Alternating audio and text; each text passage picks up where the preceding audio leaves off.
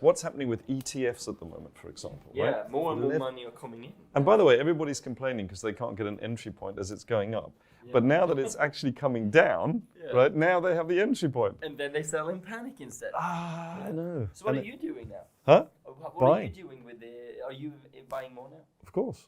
Yeah, absolutely. I jumped the gun a little bit because it hadn't closed on the weekly. And the weekly did close bearish actually on Bitcoin and all the others. A pullback was probably in the cards. Absolutely. But still, I think we're going to win either way. It's going to keep going up. Of course. Actually, I was buying Bitcoin not to hold Bitcoin, but to buy other coins. Because I lost some Solana on FTX, right? Yeah. So I I don't know why. I just want to make that back. Yeah. Not revenge trading. Well, yeah. Yeah. That's Sam Bankman-Fried or whatever his name. Bankman-Fried? Bankman-Fried? Oh, Bankman-Fried. Maybe. Bankman-Fried, yeah. Bankman-Fried, probably. I don't know. But that dude, honestly. Yeah. Anyway, so let me ask you, what got you interested in trading and investing? It was actually my mom initially. Your mother, really? Yeah, actually, yeah. I mean, she dabbled a little bit. She had in her bank, she had a couple of stocks that she were buying, some Swedish ones. So I did that as well, and then I did the natural thing. I put a little bit in, and then it went quite well. We're in a bull market then, unfortunately. And unfortunately, you made money though. Yeah, right? Because I thought I was able to do it right without the strategy because everything goes up then. So then I got an interest in it. I thought, okay, because I was naturally quite interested in business when I was very young. I had business, like a small business, to cutting grass and stuff for elderly people. Oh, really? Yeah, and everything from, I baked cookies and I sold them in the neighborhood and said it was for a school trip, so I would buy more. It wasn't really, so my mom told me off. So I've always had that, right? The business kind of edge. Yeah, I think it sounds like you're entrepreneurial, not a businessman. Entrepreneurial. Yeah, that's probably what. So, but then I went to forum, YouTube, and everyone talked about these smaller ones that could go up 1,000,000%. And I was dragged to as well. So that's how it started. Like penny shares, right? Penny shares. That's how I started. Yeah, lost so much money. But anyway. Well, initially I put in this is the worst. I put in a little bit of money, and that went up like 40-50%. I'm like, yes, now I'm going to put everything in. And that's when it went south. So that's how I started. My mom got me in, and it's her fault that she didn't teach you any strategies. No strategies. Okay. She just said, buy these maybe, and then she let me loose. And when I turned 18, both me and my brother, we got a little bit of money. I think 15 to 20,000 roughly. Okay. And how'd you get that? No, she saved from when we were in our upbringing, and then I've saved as well. That was part of that. So every month in Sweden, you get, if you have a child, you get like 150 pounds a month. From the government? From the government. A month? Yeah, for every child. Okay. So I always save that. I've never used it in my entire. They said, "Do you want to save it? Do you want to spend it?" I'm a saver, so I said, "I want to save it." And they kind of, "You want to save it, or do you want to spend it?" So, so that was part of it. But yeah, so both myself, my brother, a little bit of my mom, we put money in, and I said, "I can do this," and I lost 70% of it. 70%, 70. 70, yeah. Of your own money and your mum's money. Correct. How did that make you feel? Honestly, that was the toughest period in my life. Especially since you were so excited about it, and then it comes crashing down. Yeah, and they didn't know, right? I was the only one who could see it. Did you sell? Yeah, I did. Oh. Yeah, because what happened was I mean, if I just would have stayed in some of the ones I had, it would have gone really well. But I was both unlucky, but then lucky as well. So what happened was this, right? It went down, and I sold. I panicked, right? And then I bought something else that they hyped up that should go higher on the forums I was looking. And then that went up a little bit, but then it went down 40-50% as well. And that was it, right? I put like the rest of the money in that. Mm-hmm. And then all of it was gone. I had, I think, of 50,000-60,000, it was, I think, 8,000 left, or a little bit less than that. Yeah. So then I went back, I put those money, and this was pure luck, of course. I put those in one company that a mentor I had then, actually, it was before you, right? One that I actually paid to follow a newsletter with. And he said, he's been in this for a long time. So that was probably the first research that I've actually did. I put the 8 grand in that. I just waited while I had a really tough time sleeping. I hadn't told anyone yet, but I did tell my brother. Did your mother know? No, not at the point. But I did call both my mother and my brother, and then I just cried my eyes out. It was just so much pain, and that was at the same time. How did they react when you told them? They were actually very, very nice, right? And you know, I expect people to become upset in a way, but no, my mom was, you know, we're gonna find a solution. That's not a problem. Let's learn from it. Let's move on. I'm sure she was not happy, but she handled it very well. My brother exactly the same. It's gonna be fine, right? It's gonna be completely fine. So that felt really good. So that was your first experience with trading and investing. I mean, for most people, I reckon that would be it. That would be it. I mean, more than it, right? It would be like, and they'd probably be going around telling everybody else that doesn't work. It doesn't work, right? Yeah. That car doesn't drive, you know. So what's the situation now financially? So first and foremost, I said, great. I'm probably going to be 40 or 50 before I could pay them back, right? Because of course I was going to pay them back what I lost, right, in work. And so I just saw, now in hindsight, I really overestimated what I could do in the longer term. I underestimated, what I can do in a couple of years now. So I had two decisions to make, right? I was still have trouble sleeping. You know that. I never have trouble sleeping as soon. I wake up, you know, when I lay down, I wake up because I hit the pillow because I fall asleep so fast. And so I'm never, but I woke up in the middle of the night. I was sweating. It was literally awful. But I had... Sorry. So you wake up because you're falling asleep and then you hit the pillow and then you wake up. No, but if you ask my brothers the same, I fall asleep in the middle of conversations in the evening. Like we were talking like, hello, and I was asleep. Yeah, that happened all the time. So I'm a really good sleeper. Okay. But I had two decisions to make, right? Either I could give up or I could try, you know, to make this work. Mm-hmm. And at the same time as you came up on Facebook, approximately, that share that I had 8 grand in, it actually went up, was it 400% or so. So I kind of made like 70% of those money back, fortunately. At that point, I had a decision to make. So either I could give up, which was definitely on the cards. I definitely thought that this was not for me, obviously. But I also thought that I saw that people were making it. So I thought that there has to be a way. And funnily enough, that's when you came up on internet. I saw an ad for you, and you had a free one-day event in Malmö, where I come from, and I decided to go there. And I think that's where it turned a little bit, because partly I was a bit lucky because that share I put the rest of the money in actually went up for 400% or so on really good news. And then I actually did sell, and then I said, right, let's now learn this properly, or try at least. And then I went to your course, and the rest is history. Okay, brilliant. So tell us now about like your successes. Like, where are you now? How much money are you investing and trading with? Yeah, so I literally, you know, with my own money, and I gave money back to my family, but I started with 4 grand after the whole. 4,000. Yeah, 4,000. After everything was said and done, I started with 4,000. And now, you know, a couple of years later, I'm in a very fortunate position where I have in my own money, in pure cryptos and stocks alone, from starting with 4,000 over 650,000. So hold on, so 4,000 to 650,000, and but you also, you know, families. You have other accounts that you trade, families, for example. Exactly. This is after paying my family back, of course, and also yes, I have roughly 1.5 million that I'm managing in just family and myself. And and you know, as far as I'm concerned, you're just starting out, because you know it's really going to grow and grow, and that's when you're always compounding, but you don't really see it with smaller amounts. But you know what I mean. And but then with the large amounts, you really see it. It's like, where does this extra 100,000 come from? You know, it's just like magic.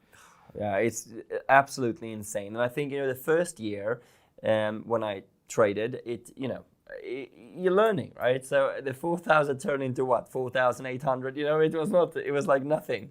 So the first year I definitely overestimated what I could have done.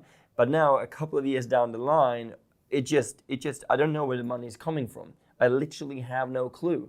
And now I comfortably make 30% a year on my investing, literally spending very little time. How much did you make last year?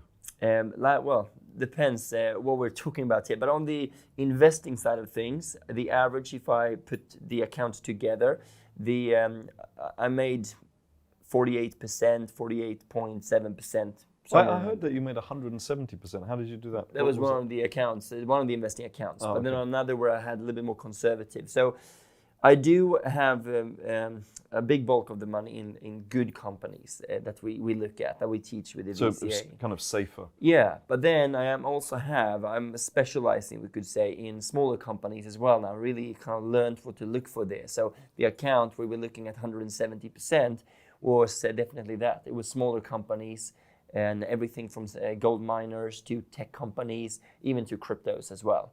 So that was a combination of those. Okay.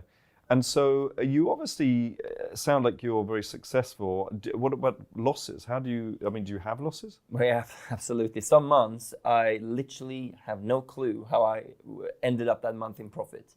Oh, because there's so many losses. So many losses, right? Yeah, I know my winning streak and everything. But that's because of the risk-reward ratio, right? Exactly. So last year I had 180 trades, and it's swing trading, so a bit more. So 180 trades on my breakouts, and I had a win rate of 55%, which means I lose 45%. And my 45% of the time. No, this was last year actually. No, 45% of the time you're losing. Oh yeah, exactly. 45%, exactly. So if I put it on a trade, there's a 45% chance I will lose it. Yeah. Or risk, I suppose. But I had 8 losses in a row. That was my biggest losing streak last year. At that point, I'm like, I don't know how to trade. Like 2 times a year, I literally forget how to trade in my mind, right? So, so I had 180 trades, and 55% of those were winners. I ended that year with 101% profit in trading. Wow, amazing. Yeah. Even though you think you've forgotten how to trade. Yeah, even though I had 45% losers.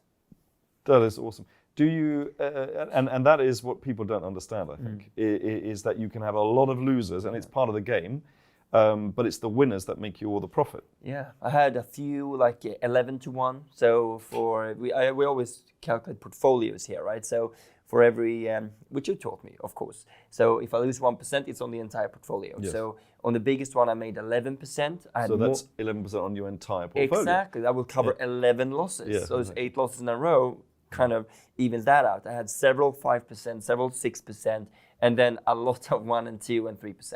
Yeah, and that all adds up. So how do you? So when you have losses and things like that, how do you? You just said, I've forgotten how to trade, but you just keep going. What? I don't. Both yes and no. I have found out that I need to have rules. I need to have an indicator for myself to protect myself from myself. What's the indicator?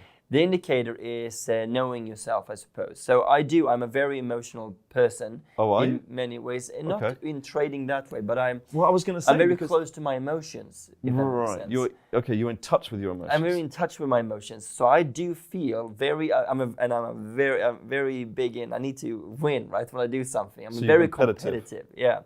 So, but when I lose, I need to kind of gauge myself. Okay, so am I in a position to continue to trade?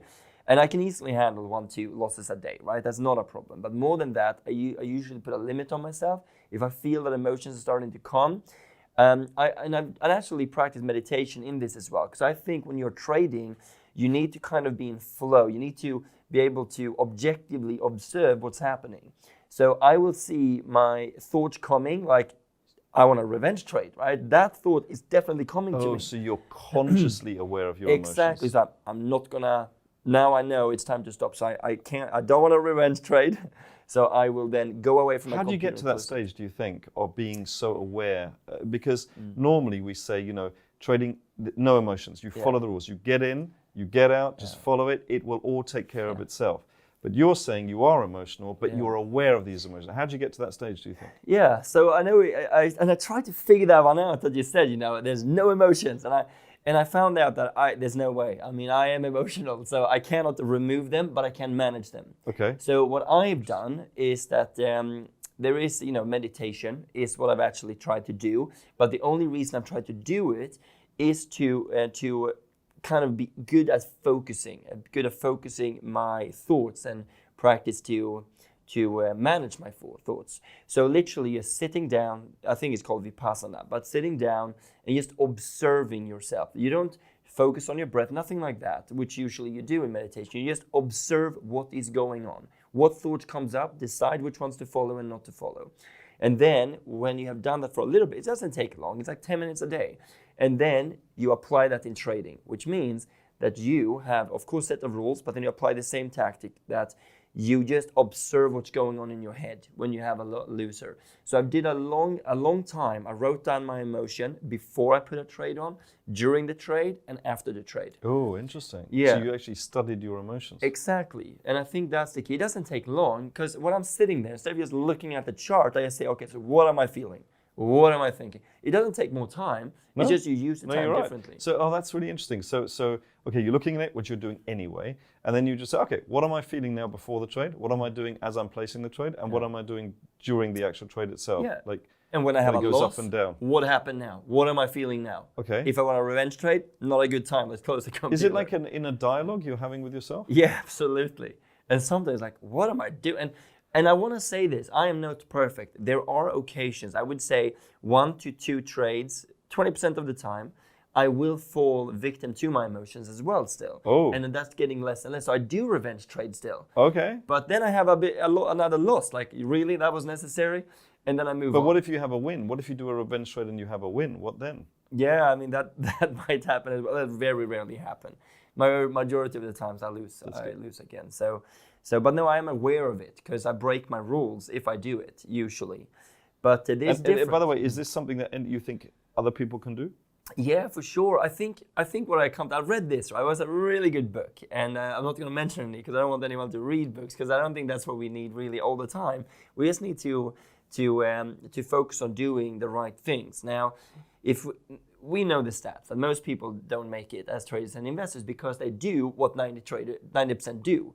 So what we need, which is, for example, they always look for a new strategy, and I call it strategy hopping, right? So like island hopping, but they do strategy hopping. So, I had 8 losses in a row. This doesn't work. Let's move on to the next. And YouTube is such a great place for it because all of the strategies there, of course, the best things is sliced bread. So strategy hopping is definitely one thing. So as soon as someone, so this is it, right? The 90% they look for getting rich quick. They look for, so I just look at it this way. Imagine there's a queue to a store. Yeah. And in this store, you can buy getting rich quick. You can buy, for example, a new strategy, of course. You can buy the newest indicator, all of those things. That's what they do. If you have another store where it's about writing your trading plan, working in your emotions, the risk management, no one would be there. Because that's not fun to do. So I'm just thinking, I just need to avoid doing what the majority is doing. Yeah. And then that should sort itself out. But I think it's important to make the distinction that I still revenge trade. I still do these things. Mm-hmm. I just minimize it. And you're aware that you're doing it? Yes, most of the time. Most of the time. Yeah. I am now revenge trading, but it's okay, because I feel like it. Yeah, and it really helps me to think as well, what would Marcus do in this situation? Because you've taught me so much. You basically taught me my entire mindset around this. So what would Marcus do? And that usually stops me as well. I would normally follow the rules. Yeah. Normally, yeah. Okay, so that was really, really interesting. Okay, fascinating actually, and really useful, I would say. So which strategy do you like the most out of all the strategies that you use? First of all, trading or investing? Both, I would say. Very good. Both, yeah, I would say both. Yeah. And I think you need to get to a stage where you really understand it, and that takes time. But for me, it's VCA. I love VCA. I have made variations to it, which is not really. I haven't changed the fundamental recipe. I'm just looking at where is the price turning, and that's where I enter the first time. It makes sense. That's it, right? You can't teach that to total beginners. No, exactly. Okay. Yeah. So that's it, and then I do a combination of breakout and buffalo, essentially. That's it. So I look what the price is doing. I look at, just get a gauge of, and I love this, right? One of the world champions of trade 2 times, it's not me, unfortunately, but maybe eventually. But he said, if you want to be successful at trading, stop looking at the news. And I think, people always say, and to me as well, and this was me in the beginning as well, when I had a losing trade, it was like, okay, I missed something, right? So what are the fundamental reasons I missed this? And I just realized, you don't really need that. And you don't really know. And you'll never find out. You think it's this, but it's not. You have no idea. Yeah. Right now, Bitcoin is falling. I have no idea why. And I don't care. If it goes up, I make money. If it goes down, I buy some more. Just follow the rules. So you would say investing or trading? I would say both. Yeah, I think the combination is really good, and I think that comes down to knowing myself. I had moments where I only have traded and also only have invested. When I only invest, I get bored, which is a good point, I suppose. But then I'm quite impulsive, so I do want to do things as well. So in that way, if I'm trading and investing, I get the best from both worlds. So that's the best way for me to manage my emotions to actually do both. Because then I get a little bit of excitement, and then the boring thing can you get that out of your system. Yeah. Exactly. You say boring, so you think investing should be boring, or? I think it should be boring for sure. And you should find excitement somewhere else. I don't think it should, okay. So I don't think it should be boring. It should just be nothing. You should be getting on with your life, like doing stuff, and whatever happens, happens. Yeah. You're not supposed to be watching the damn thing for 10 hours a day. That would be boring. Exactly. Yeah, for sure. I think the act of like putting the trades on, that I think that could be fun, but you shouldn't have too much emotions when you're in it. I think that's it. That's when you have to leave it. I honestly don't feel anything. It's not exciting. It's not boring. It's just something I do for 20 minutes and. I agree. That's where I'm at the moment as well. And I think it's exciting to see your money grow, though, right? That's exciting. But the thing of doing it is not. It's just every day now. It's no emotions around it. Yeah. Okay. So in terms of you've obviously been very successful. You've got the right mindset around it. Do you think anybody can do it? Yes, I do think everyone can do it. I actually firmly believe that. Absolutely. I think it's because, for me, as you probably heard, my mom didn't have any financial education. I didn't have either. And at the time, as many probably know, I was a tour guide. I was traveling. So I think if I can do it, everyone can do it. I absolutely believe that. Everyone or anyone? I think anyone. Okay. So not everyone. I think anyone that is open to it, and I mean really open to it, because I think it's a mindset game. And I think it is a little bit like you say, that how you do anything is how you do everything, because I think it's more of an attitude to be successful in trading than an actual skill. Because you have to treat it in the right way. And like I said, the 2 Qs, right, to this store, that's what most people do. If they do that, no, they can't learn how to do this properly, because it's not about that. So I think even in the trading and investing industry, when you look at YouTube and what most people do and sell, etc., they say, oh yeah, learn this strategy and you will make money. No, right? It's not about that. You need to look, if you want to trade, you need to back test, you need to do these boring things that no one want to do. So the same in that store with the trading plan, back test 100 trades. No one does that. They go live and they're, no, this is not working. Let's try a new strategy. Because this person on YouTube said it will work. So you just need to do the right things. The same in business, the same with working out. Like go to the gym and work out and have a healthy diet and you will get a good body. Do these things in trading and you will get good results. Anyone can go to the gym, but everyone is not doing it and they can't do it because they have the wrong attitude and habits. That's right. But then that sounds like it's quite difficult, because I think most people do go to the gym to start with, but then they give up. Yeah. Well, it's like we always say, it's very simple but not easy, because it's in here, right? It's the mindset around it. And I think you just need to make it as easy. I think I'm quite good at, not always, but quite good at finding good solutions. Like, what is the easiest way I can make this happen? For example, okay, let's move to UK. Let me just be there. That must do something. I mean, but you did move to the UK, right? Yeah. You left Sweden, you moved over here for 1.5 years. Most people wouldn't do that. No, of course. And I wouldn't have needed to either. But what I would have done, I did this when I did the course as well. I actually set up a group with the Swedish group that you taught, right?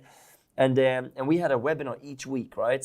And then I spent an entire summer doing it as well. And as you said, most people don't have the time to do that. But what they can do is to make it really simple for themselves. For example, who do they need to surround themselves with to make this happen? I don't think it takes a lot of time. Like, if people look at how much time they spend on their phones and other things, I think they have time for it. It just has to be a priority. And I think just finding the right people that can support them with it, I think is important. Why are you so motivated? It is a great question, actually. I think a couple of reasons. One reason is I've been traveling a lot in my life, and when I lived abroad, and there was everything from Asia to the US even, and in Austria, funnily enough, but I just realized how blessed I am to have been born in Sweden. It's not, I could literally have been born anywhere, But I remember I was meeting this person in the Gili Islands outside Indonesia, and he said, if I could just one day, he slept on the floor in a hotel, that's where he worked, and he was my age, and he said, if I can just one day go over and meet my family again, right? Take the boat over to meet, if I can make the money to do that. And I was like, oh my God. Oh my God. Yeah. And that's been with me all this time. I get a little bit emotional just thinking about it because I'm just so blessed being born in Sweden. And I think it's I have to do it. And I'd love to do it as well. But in all my works, I've always been service. I always either worked with kids or adults, just helping service. Why do you have to do it? I feel an obligation to do it, to do it because I was born in Sweden, to leave the world a better place than when I got here. Just do what I can. Well, hold on. How does your trading and building up your money? Oh, well, that comes into the teaching as well. But I'm a firm believer as well in the more money I have, the more good I can do. Okay. Because what good can I do if I have $2,000 and I can't help that many? So this story of the person who was the same age as you, but his dream was just to see his family again. Yeah. Wow. Yeah. And so that stayed with you, and that motivates you to what? To make the most of what you have? Yeah, most of my time. The fact that you were blessed and have the choice? Exactly. That's one of the parts. And then as well, I think as well that, I've always had this drive in me to do things and to be the best at what I do, try to be at least. And why? So you're competitive, right? Yeah. You want to be the best. You spend time doing this. But why? So is it a family thing? Yeah, it's a combination. So that was what triggered it a little bit. I also worked in the Alps, and I was running a resort there, basically, for a Swedish travel agency.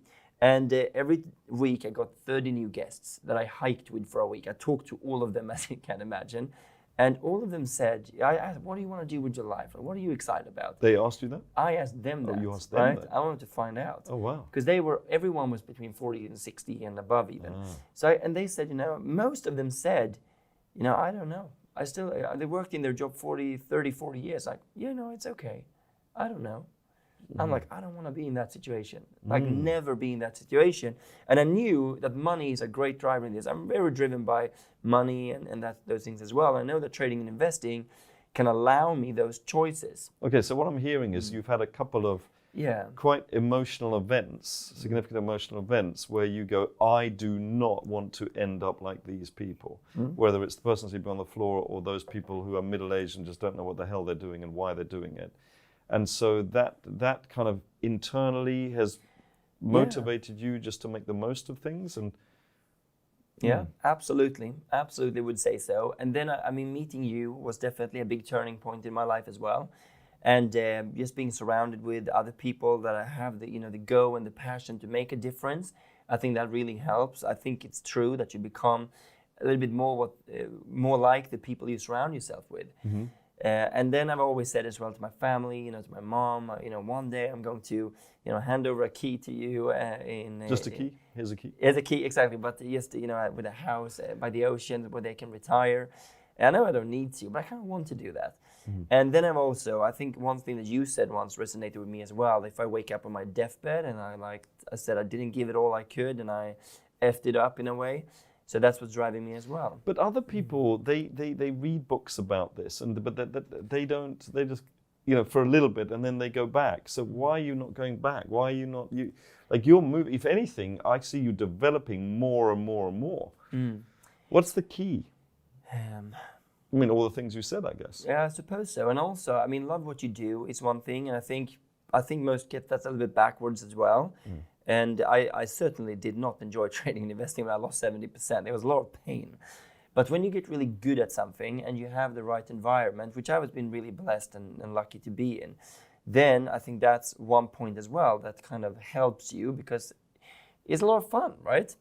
But it's always been like that for me. When I played football, I played, in 5 teams, and I always tried to become the best at it and really try to drive me towards it. But it is a good question. Why? But I think the environment is the easiest way. I definitely think so. If you have environment, people, so for example, your mother, right? But you have brothers. Yeah. Are they like you? One of them. We are 8 siblings. I think one is 8. 8. Well, I have one biological, then a married. Okay. Are you like you're the biological one? No, not at all. We're complete opposites. Okay, but were you in the same environment? Yes and no. Yeah. Why is it never simple? Yes or no? Yeah. Yes, when I was very young, yes. Okay. But we had different friends, of course, and we had a little bit. Of course. Yeah, of course, but yes, we had the same upbringing. Is he like you? No, we're very different. Yeah, I don't know. Maybe it's tough to explain. I don't know. For me, it's always been I wanted more. Mm-hmm. Yeah, it's always been this. Why? Well, partly because the reasons. I want to wake up one day and just feel, look, I have not tried everything. I haven't given it everything that I could. Combination of travel, see things, get perspective, and also that I've written goals. I've written a list of things I really want to. Yeah, so you had all the pain stuff, all the emotional events, but you also have the aspirations. You have that. But I think it's something else. There's something about you, and that's energy, right? The energy that you have, and you're always looking to increase that energy as well, right? Yeah. Because I think, and I don't know, some people have it naturally. You know, men have a lot of testosterone, so they go, oh, and you got to. If you channel that well, oh my goodness, right? If you don't, oh my goodness, right? But you seem to be channeling it. Tell me about energy. Is that a thing for you? Yeah, for sure, absolutely. I think I get so much energy from what I do in my work, as an example, and then of course from working out and these things as well. But I do get so much energy from being in a workshop, teaching others, helping others, which always throughout my entire life been a thing. Everything from teaching kids how to ski to being a tour guide, guiding people, talking. I've been very kind of natural at that. It's been a natural thing that gives me energy. Some people are introverts, like my brother, and in a way, how does he get energy? He gets energy from being in himself, like meditating, spending a weekend by himself. For me, not really, right? That's not how I really. So you're more about service to other people and helping other people. He's more about internal. Yeah. No, exactly. It's good to know that, right? Yeah, right. Just know yourself is really good. So that's how I really get a lot. Seems to be the key. Oh, I would say so. Yeah, exactly. So yeah, energy is a big thing, and I try to do these things. We laugh about it in the office, but I try to drink certain things, eat certain things, and red light therapy, ice hydrogenate baths. your water. There's all these bubbles going on. You would laugh. Like at home, I have a sauna mattress that you kind of crawl into it and it becomes 70, 80 degrees to get the sauna effect. I have so many of these things. Oh, you don't need a big sauna room. No. You just go into this mattress, turn on the thing, and it.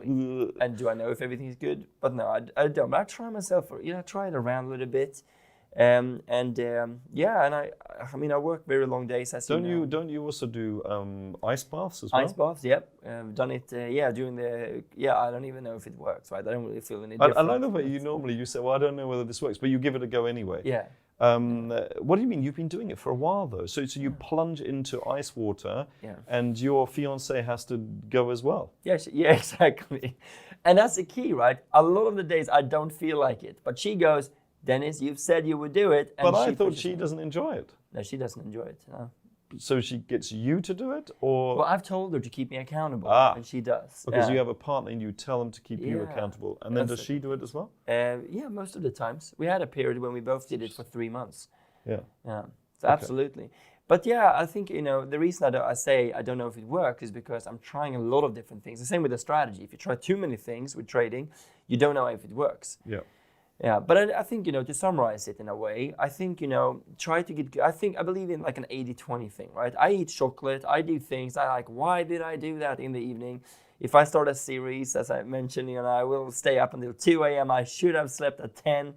And, right, so all these things I do as well. I'm human. And I think that, because usually when you get out of a habit, then well, for me at least, when I get out of a habit, it's easy to not get back into the habit. Like if you go to the gym every day, you're sick for a week, then there's no gym anymore. But for me, I snap back really quick. So after I've been sick, I literally force myself to go to the gym and get the habit back. And sometimes, if I go to bed late for a week, I'm like, okay, that's it. What is the cause of this? Why am I doing this? And then I snap myself back and I get into my good habits again. Okay. So I'm really good at snapping myself back. But why are you good at that? How are you good at that? How do you snap yourself back? I think I get to a point where this is not who I want to be. I've made it quite clear who I want to be. and what I wanna, what kind of role model I wanna be for others, and who I wanna be to my fiance, to my family, and then it really helps that I'm teaching others. Because if I'm gonna teach others to, use this technique or do that, it's really important that you plan your days on Sundays. I'm doing that as well. So I'm putting me in my position where you have to do it. I have to do it. Because you're teaching others and you have to be a role model for them. And believe me, I don't want to plan every Sunday, and I don't plan every Sunday. I just want to make that clear as well. Shocking. I know, right? And the same, I should look, and do my watch list on Sundays as well. I don't do it every Sunday, but I do it most Sundays. And if I don't do it on Sunday, I make sure I do it on Monday. So, yeah, I'm quite good at... So you're at... the 1.5 million at the moment. What is it that you are looking to achieve? Like, do you want to be a billionaire? No, not necessarily. And I don't. I know my brother wants to be a billionaire, right? But I don't have that same aspiration. I mean, I don't even know how much a billion is. But I know there's zeros. But I'm a bit like you. I'm a saver, so I don't really spend that much on myself or really help my family in any way. It's funny because he's the opposite. He's a total spender, isn't he? Yeah, right. Yeah, and there's not right or wrong, and I do agree with his point of view to a big extent. What point is there to just grow your money if you don't spend it on really great things? Well, I tell you what it is: grow it, and then you have so much that by making an income just from that, you can then go and spend as much as you want. Absolutely, and the question is when that number is. You don't get attached to that; just keep growing it. I think. But he's taught me a lot of things about it, which I think is important. I think you have to enjoy life, but it's a balance with everything. And I think the jar system, as you told me, is good as well. It's a system. No, that's awesome. But no, I think for me, I don't have aspirations to become a billionaire. I think that I'm put a target at 100 million as an example. And why did you come up with that number? It's very round and very nice and round.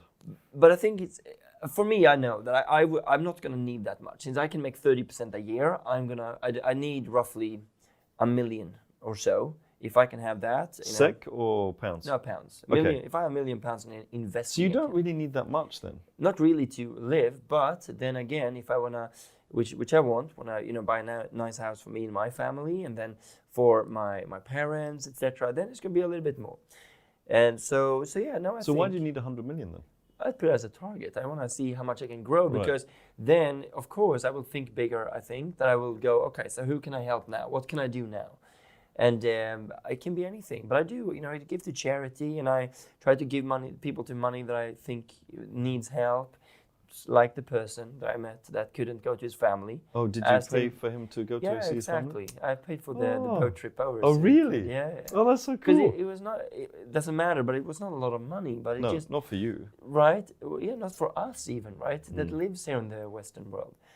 So, it's just... but I do think environment is really important because, when I don't feel like it, I speak to you and then okay, now let's go, right? Because you're always so happy and like, da-da-da-da, let's do this. And if I would have people around me that go, look, I don't want to do anything today. Really? Then, that would be it. But you pull me up when I need it. And hopefully it's vice versa, but I think, have those people. Not really. No, yes, absolutely. Exactly. Of course. Well, we have our talks every Friday, and that's absolutely fantastic as well. Yeah. That specific one, that's the crypto one, right? Yeah. We talk more than that. But tell me, do you think you are our most successful client? If I'm your most? Yeah. Think about Rob Alders, right? Yeah. So he made over 1.1 million profit. Yeah. Yeah. You're really getting there. And Marcel Spies, for example, right? So all of these, he's compounding it up. I don't think I am yet, and I don't have any aspirations to be in that way. I just want to, see how much I can make, how far I can come. I think you will be. Yeah, but hopefully I do love teaching others because I want to. Because like you helped me, I come from a space where I know how much pain it is to not have enough and not to make enough, and to lose everything as well, right? And I guess if I can change, like you changed my life, I can help to change others. So in that respect, yes, I would like to be, so I can help more people. I was going to say, I think you will be because, they say, I got this from Blair Singer, right? One of the rich dads, but also, one of the trainers with myself and T. Harveka. Amazing. And he always said that, leaders create other leaders, right? And so I think you will be, if you're not already, because you are actually not just doing it for yourself and your family, but you're also teaching others to do it as well. So you're a leader. And hopefully you will go on to create leaders, and I'm sure you're in the process of doing that, you know. So actually I think you will be the most successful from that point of view. But I think that is the only point of view. So yeah, I agree. That's pretty awesome.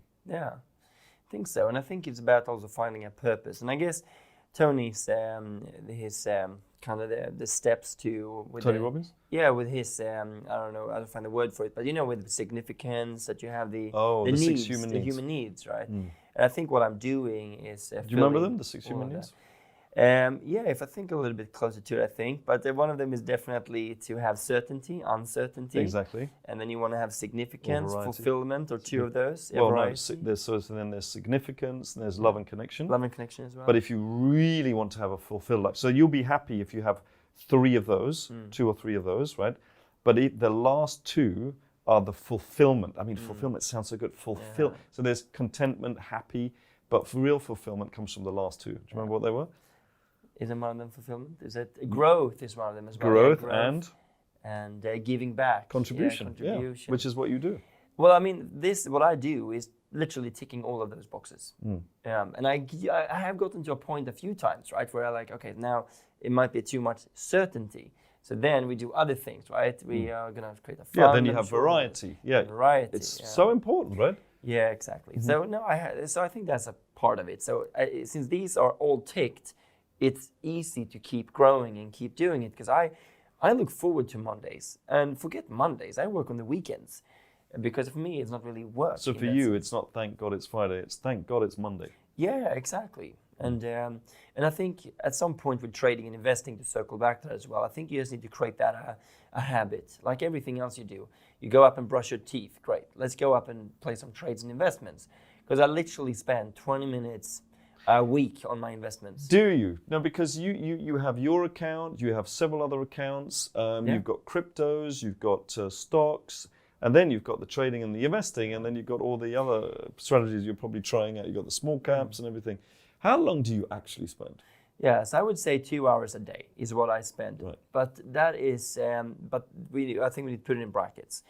For investing with, for example, my family's account, etc., I might put like 20 minutes a month in, right? Because it's not much to do. You wait for either it goes up or it goes down.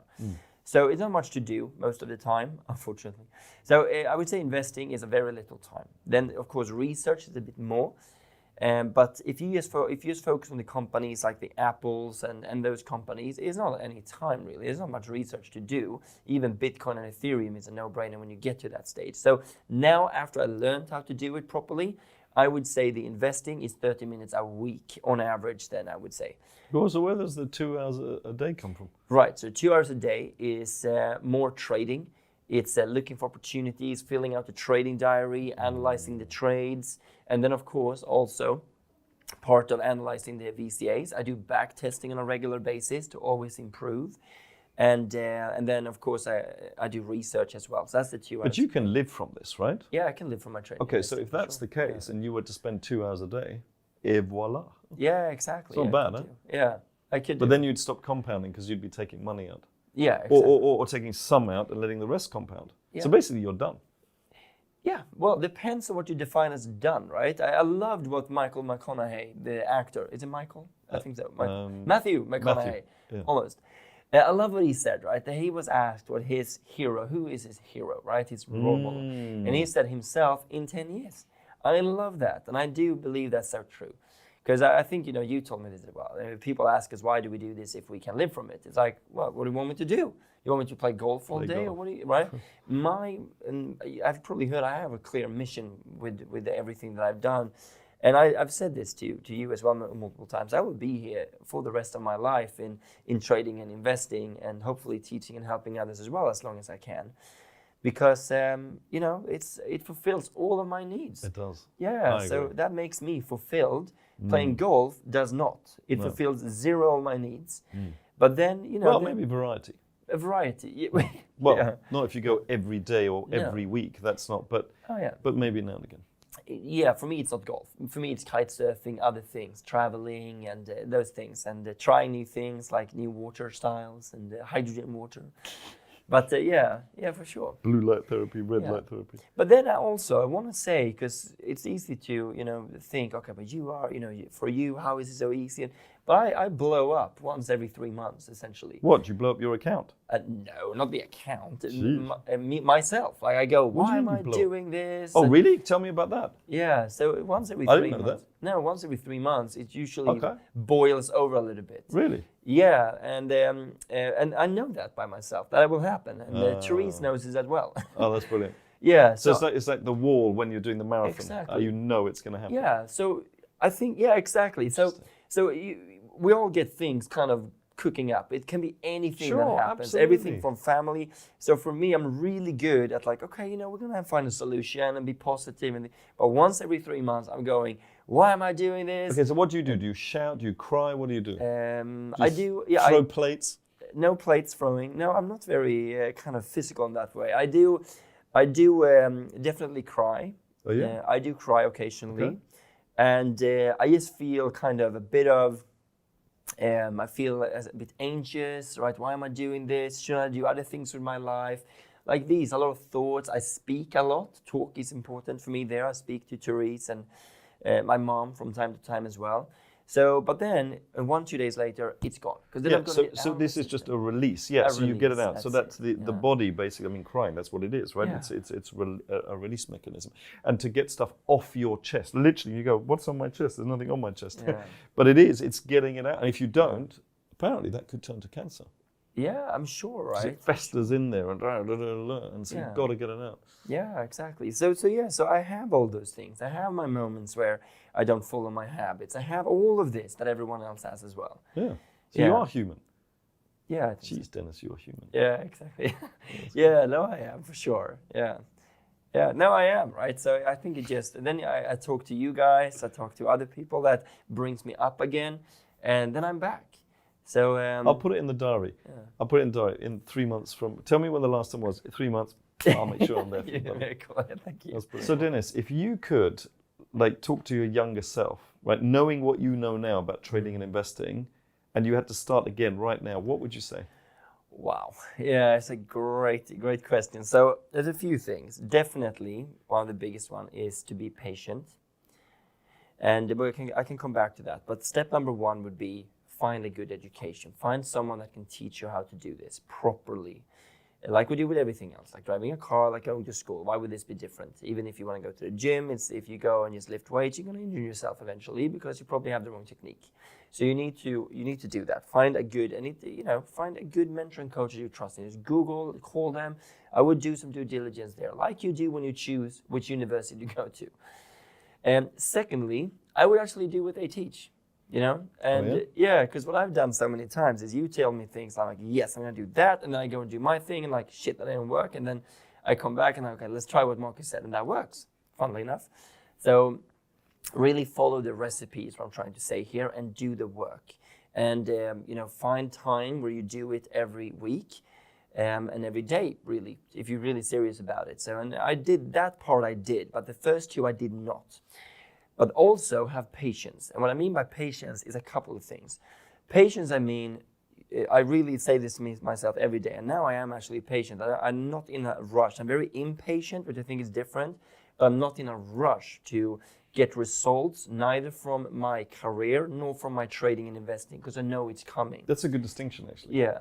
And I think the patience I'm talking about here is the patience to allow the results to come. That's one sort of patience because I tell myself that I underestimate what I do in the long term, and I'm talking about 2-3 years, and I overestimate what I can do in the first year or even 6 months.